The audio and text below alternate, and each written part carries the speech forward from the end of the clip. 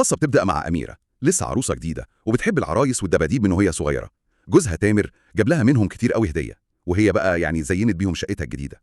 البداية تبدو لطيفة ومبهجة جدا. بالظبط، بس الفرحة دي ما كملتش. أميرة نفسها بتقول بالنص: كنت فاكرة إن الحياة هتبقى كلها ورد، بس الظاهر إني دخلت على كابوس وأنا مش واخدة بالي. مر أسبوع واحد بس وبدأت تسمع صوت ضحك خافت كده بالليل جاي منين الصوت ده؟ من أوضة الأطفال، الأوضة اللي كانت لسه فاضية ومحدش بيستخدمها. هي طبعا خافت جدا، بس حاولت يعني تتجاهل الموضوع في الأول. مم. وهنا بقى النقطة المهمة، رد فعل الزوج تامر لما حكت له. أميرة بتقول إنه ضحك وقال أكيد صوت جيران، وده يعني تفسير منطقي ممكن أي حد يقوله. منطقي بس هو ما طمنهاش خالص، بالعكس يمكن خلاها تحس إنها لوحدها في مواجهة الخوف ده. أكيد. وبعدين الموضوع اتطور، صح؟ حكاية الموبايل. أيوة، حادثة الموبايل الضايع. أميرة قعدت تدور عليه في كل حتة، ما لقيتوش غير في مكان واحد كانت لسه ما دورتش فيه، أوضة الأطفال دي. يا ساتر. فاستخدمت موبايل تامر عشان ترن عليه، والمفاجأة أميرة بتقول الرنة جت من الأوضة دي بالذات. ودخلت الأوضة؟ دخلت طبعا وقلبها بيدق جامد. لقيت الموبايل فين بقى؟ تحت مخدة صغيرة شايلها عروسة من عرايسها. غريب قوي. الأغرب لسه جاي.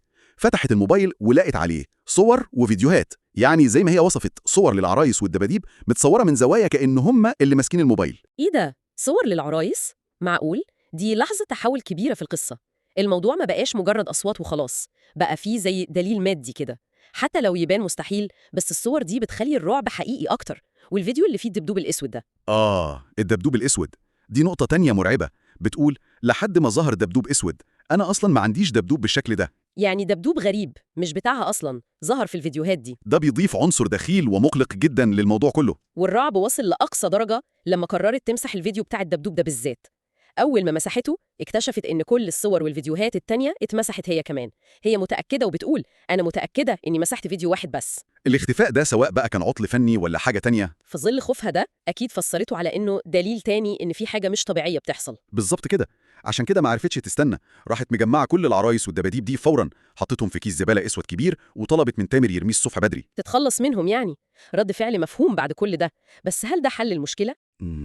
وهو ده السؤال. تاني يوم الصبح الكيس الأسود ما كانش موجود، فلما سألت تامر هو رماه ولا لأ، أنكر تماما، قالها بالنص. سألت تامر قال إنه ما رماهوش أصلا. إزاي يعني؟ الكيس راح فين؟ هل هو رماه ونسي ولا في حاجة تانية؟ محدش عارف، بس الغريب إنه بعد اختفاء الكيس ده صوت الضحك اللي كان بيجي من أوضة الأطفال وقف. الحمد لله، أخيراً هدوء. لا، ما هو الهدوء ما كملش برضه. بدأت تسمع نفس الضحك الخافت تاني، بس المرة دي مش من أوضة الأطفال.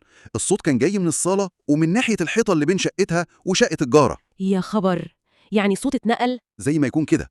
وهنا بقى نيجي